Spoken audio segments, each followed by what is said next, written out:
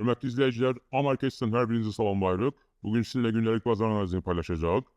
Dolar indeksində bir öncəki videomuzda qeyd etdiyimiz kimi alış siqnalı 30 dekabr tarixində yaranmışdı. Belə ki, həmin günün birinci müqavimət səviyyəsi olan 97,775 səviyyəsinin qırılması ilə və qiymətin həmin səviyyənin üzərində bağlanması ilə dolar indeksində həmin gün üçün alış siqnalı yaranmış oldu və həmin tarixdən etibarən dolar indeksi 1, 2, 3, 4, 5, 6, 7, 8-ci gündür ki, artıq birinci dəstək səviyyələrinin üzərində ticarət olunub günlər üzrə və bu yüksələn trendin göstəricisidir.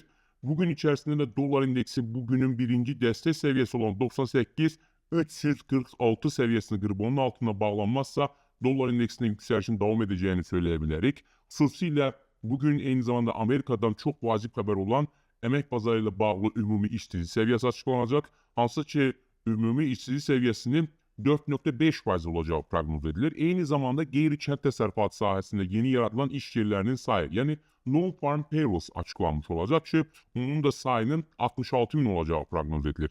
Əgər bugün içərisində əmək bazarında müsbət tendensiya olarsa, açıqlanan nəticələr gözləntiləri üstələyərsə, bu dolar indeksinə yuxarı yönlü daha da dəstək vermiş ola bilər. Yox, əgər əmək bazarının nəticələri negativ olarsa, bu federal ehtiyatların faiz dərəcəsini aşağı salacağı ehtimalını artıra bilər və dollarda olan yüksəliş məhdudlaşa bilər. Avro-dollar valyuta cütlüyündə də 30 dekabr tarixində satış siqnalı yaranmışdı. Həmin günün birinci dəstək səviyyəsi qırılmışdı və avro-dollar valyuta cütlüyü həmin səviyyənin altına bağlanmışdı. Həmin tarixdən etibarən avro-dollar günlər üzrə birinci müqavimət səviyyələrinin altında ticarət edilir və eniş trendi ilə davam edir. Bugün içərisində avro-dollar valyuta cütlüyü bugünün birinci müqavimət səviyyəsi olan 1,16804 səviyyəsini qırıb onun üzərində bağlanmazsa, biz avro-dollar valyuta cütlüyündə enişin davam edəcəyini söyləyə bilərik. GBP-USD valyuta cütlüyündə isə 8 yanvar tarixində satış siqnalı yarandı. Belə ki, İngilis funtu və dollar valyuta cütlüyü həmin günün birinci dəstək səviyyəsi olan 1,34736 səviyyəsini qırdı və qiymət həmin səviyyənin altına bağlanmış oldu. Yəni 8 yanvar üçün və həmin tarixdən etibarən İngilis funtu və dollar valyuta cütlüyündə eniş trendi davam edir. Bugün içərisində GBP-USD valyuta cütlüyü bugünün birinci müqavimət səviyyəsi olan 1,34714 səviyyəsini qırıb onun üzərində bağlanmazsa, biz İngilis funtu və dollar valyuta cütlüyündə enişin davam edəcəyini qeyd edə bilərik.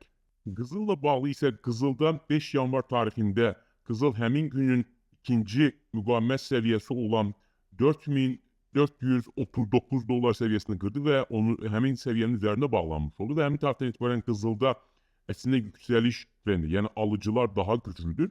Lakin 7 yanvar və 8 yanvar tarixində qızıl range içərisində ticarət olunub, yəni birinci dəstək və birinci müqavimət səviyyəsinin arasında ticarət olunub.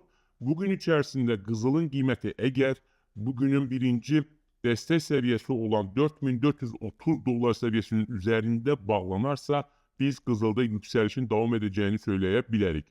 Xüsusi olaraq Amerikadan bugün açıqlanacaq əmək bazarı ilə bağlı xəbər qızılın qiymətinə kəskin təsir edə bilər. Çünki əmək bazarı ilə bağlı negativ göstəricilər gələrsə, bu federal ehtiyatların faiz dərəcəsini azaldacağı ehtimalını yüksəldəcək və dolayı yolla qızılın qiymətinə müsbət təsir edə bilər. Çünki bazarda pul kütləsinin artması qızılın qiymətinə dəstək verən faktorlardandır.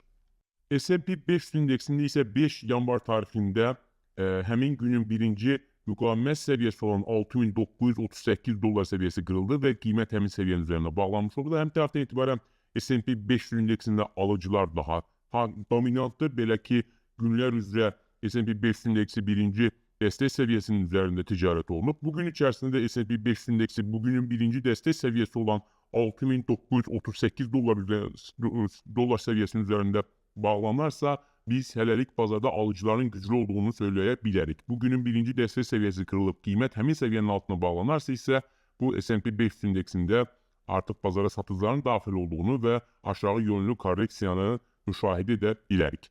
Hörmətli izləyicilər, gün ərzində sizə çatdıracağımız xəbərlər bu qədər. Sizə uğurlu ticarət arzulayırıq. Sağ olun.